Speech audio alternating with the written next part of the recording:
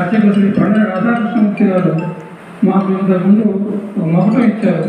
దివ్య భారతి అనే మకుటంలో కొన్ని పద్యాలు రాయమన్నారు. దాదాపు 100కి పైసలకు పద్యాలు తయారయ్యే దాంట్లో ఇంకా పుస్తకం మాత్రమే రెడీ ఉంది, మిగిలింది. కొన్ని విషయాలు చెప్పారు. కొంతమంది నాయకుల పైన, దేశభక్తి పైన రాయమన్నారు. ఒకటి, తెల్లదోర సీమను వచ్చి తెల్లదోర తిక్కిన సంపద కొల్లగొట్టగా నియమము దక్కకుండా ప్రజ నేర్పుగా కట్టడి చేయ వారిని ఏమని కుడుమా ధరణి ఏలిన రాజులు కరువులు ఎత్తిరే సీమల పాదఘోషని సింగము భీతిరే దివ్య భారతి. ఇక 2 దేశాల పుస్తకం, 2 దేశాలకు విడిపోయినాయి కదా. కథలు కొండువా బలం కాదనలేక నాటి పాలకలు ఇద్దర 2 రాజ్యముల నేర్పణ దూపగా కృష్ణయత్నము ఒద్దిక భారతీయుడ ముద్దుగా చెప్పినన్ను వెనక ముంగిని దాయ దివ్య భారతి.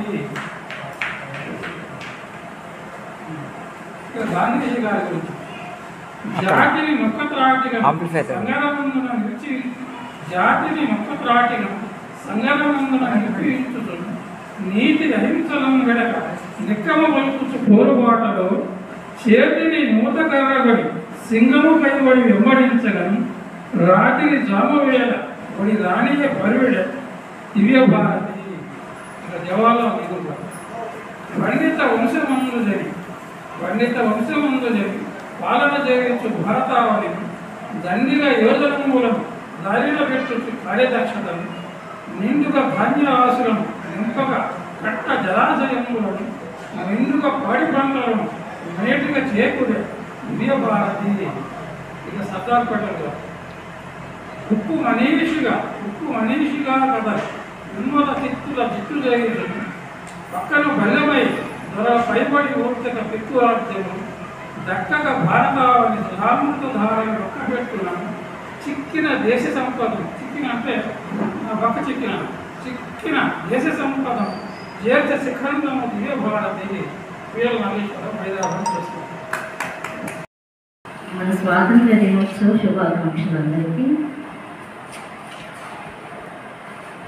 భారతీయుల గాథలు భారతీయుల కీర్తి గాథలు భవ్యమైనవి చూడగన్ ధీరవంతులు పుట్టినారిట దివ్య జ్యోతి జవానులై వీరమాతకు వందనములు వీరగొట్టిరి శక్తితో శూరులందరూ పోరు సల్పియు శోభ తెచ్చిరి స్వేచ్ఛతో భారతీయుల కీర్తి గాథలు భవ్యమైనవి చూడగం. దివ్య భారతి మకుటంతో రాసిన పద్యాలు. మహాత్మా గాంధీ గురించి.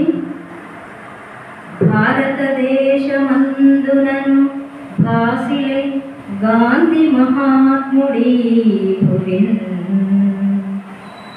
ధీరత చాటు వీరునిగా దేశమునందున ప్రేరణముతో శూరుడు జాతికిన్ పితగా చూపెను శౌర్య పరాక్రమములన్ క్రూరుడు గాడ్సే కూర్చెగదా క్రూరత దాటుతూ దివ్య భారతి. వివేకానందుడు చదివి అనేక రంగముల జ్ఞానమునందుచు తేజరిల్లుచున్ వదలక పట్టుబట్టి సహవాసం చేసెను సజ్జనాలితో పదుగురు మెచ్చు రీతి తగుబాట వివేకము చూపెనందుడై కదులుచు రమ్యమై వరలు కమ్మని బోధనలెన్ని చేయుచును. భగత్ సింగ్ గారి నుంచి. భారత జాతికై భగతు బానిస జీవిత పంజరములన్ వీరకిశోరమై విరిచివేయుచు సింగమోలె గర్జనం శూర పరాక్రమంబులను చోద్యముగొల్పెడు బావుటాలతో చోరుల పారద్రోలి మన శోభను నిల్పెను దివ్య భారతి. ఇందిరాగాంధీ నుంచి జయ జయ భారతావనికి సాటిగా గాంచగలేమో పృథ్వీలో ప్రియతమనేత ఇందిరయు ప్రేమలనందుచునేలె రాజ్యమున్ నయమగు పంచసూత్రముల నాణ్యత బెంచు ప్రణాళికల్ సదా రయముగ భారతీయులకు లాభము సంగెను దివ్య భారతి. ఝాన్సీ లక్ష్మీబాయి గురించి కార్యక్రమంలో భాగంగా ఈ భోలాశంకరి దేవాలయంలో జరుగుతున్నటువంటి అష్టావధాన కవిత గోష్ఠి కార్యక్రమంలో భాగంగా ఈనాటి కవితా గోష్ఠిలో శ్రీమతి డాక్టర్ వేదాల గాయత్రీదేవి గారి దేశభక్తికి సంబంధించినటువంటి పద్యాలను పిలిపించే ప్రయత్నం చేస్తాను.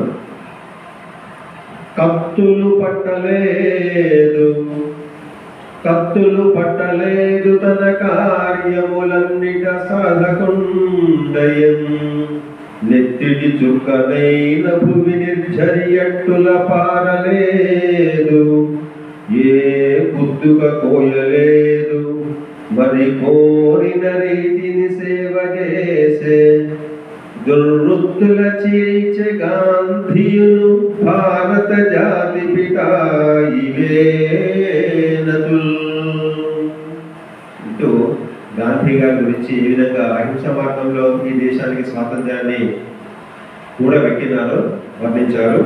అదేవిధంగా బాలగంగాధర్ తిలక్ గురించి స్వాతంత్ర్యం అది జన్మ హక్కనుచుతా సాధించే నీ భారతి నీతిందప్పిన నాంగిలేయదొరలను నిందించుచున్ కైతతో జాతీయోద్యమ బాపుటా దశలలో జైనాదమై మ్రోగగా ప్రీతింగాంచిన లోకమాన్యతిలకు పేర్మిన్ సదా తల్చెదన్. ఇక చంద్రబోస్ గారి గురించి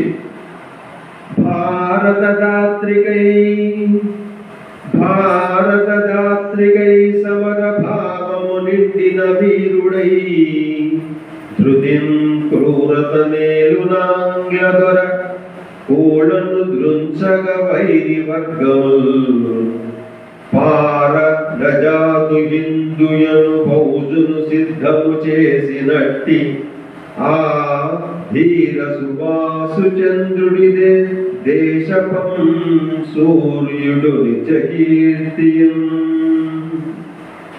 ఇక భగత్ సింగ్ గారి గురించి సింగము ఓలె విక్రమము చిత్తమునందు దేశభక్తియం దొంగల వంటి వైరులను దుందుడు గొప్పగా బుద్ధి చెప్పగా సంగరమట్లు విప్లవపు శంఖమును దిన వీర భక్తుడు సంగర సింగమో భగతు సాహసమున్ స్మరింపగావలెన్. తర్వాత అల్లూరి సీతారామరావు గురించి తెలుగు నేలను జన్మమంది ఘనుడై తేజమ్ముతో మన్యపు వెలుగై కాంతుల నింపినాడు భువిలో వీరత్వముంజూపి తాములుకై ఇంగ్లీషు వారి గుండెల ధరన్ ముప్పైన వీరుండిలన్ జిలుగౌ విప్లవ శంఖమోది ధృతితో శ్రీ వీరుడల్లూరియే. ఇక రవీంద్రనాథ్ ఠాగూర్ గురించి రాస్తూ జనగణ గీతలాతిరుల జాతి సమస్తము పుల్కరించగా మునివలె సంచరించిన యమోగ వచస్వియు విశ్వదేశుండనగా రవీంద్రుడే భువి మహాకవితారస భావముల్ సదా జనములకిచ్చినాడు గద శాంతి నికేతన ఛత్రఛాయలో. ఇక వీరనారి ఝాన్సీ లక్ష్మీబాయి గురించి రాస్తూ బల్లెమ్మున్నొక చేత బట్టి నడుమున్ బాలున్ ధృతిన్మోయుచున్ కళ్ళెమ్మున్ కరమందులాగి జగమున్ కళ్యాణియై యుద్ధం చెల్లించెగద ఝాన్సీ రాణియరులన్ చేవన్ముడున్ భీతిలన్ పుల్లాం భోజము ఝాన్సీ లక్ష్మి మహిళా పూర్ణత్వ ధీశక్తియే. ఇక బాబు రాజేంద్ర ప్రసాద్ గారి గురించి రాస్తూ ఆహార్యంబున సాధువేషధరుడు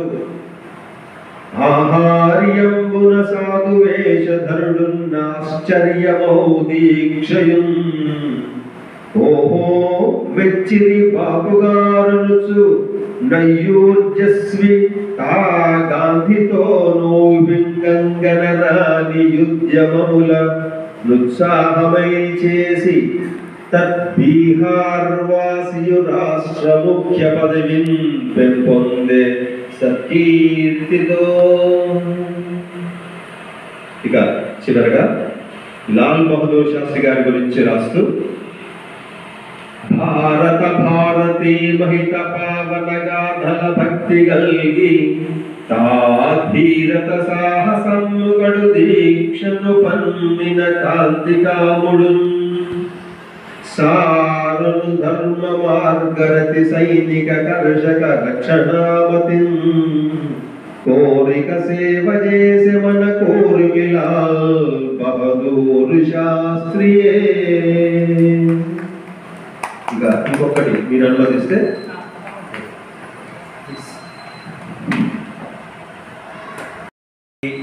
సమావేశానికి వస్తూ ఆన్ ద వే ఒక చిన్న పద్యం రాసి తీసుకొని వచ్చాను. అది సంచిత ప్రారబ్ధ ఆగామి కర్మలను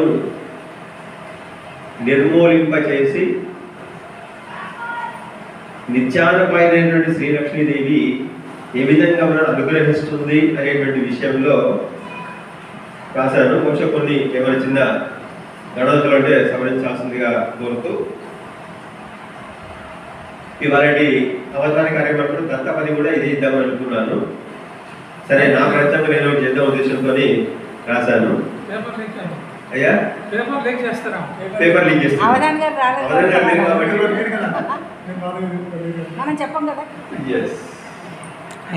ఇది అయిపోయింది ఎప్పుడు కదా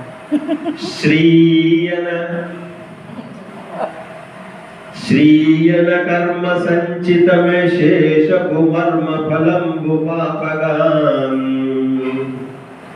శ్రీయును ప్రకృతం బాపుచు శ్రీయన నిర్మల ధర్మ కర్మమై శ్రీయన కర్మ యాగమియు శ్రీయన కర్మ ఫల అపేక్ష కర్మలానపేక్ష సుశ్రీయును మోక్షగామితం శ్రేష్టత జన్మమే మానవాళికి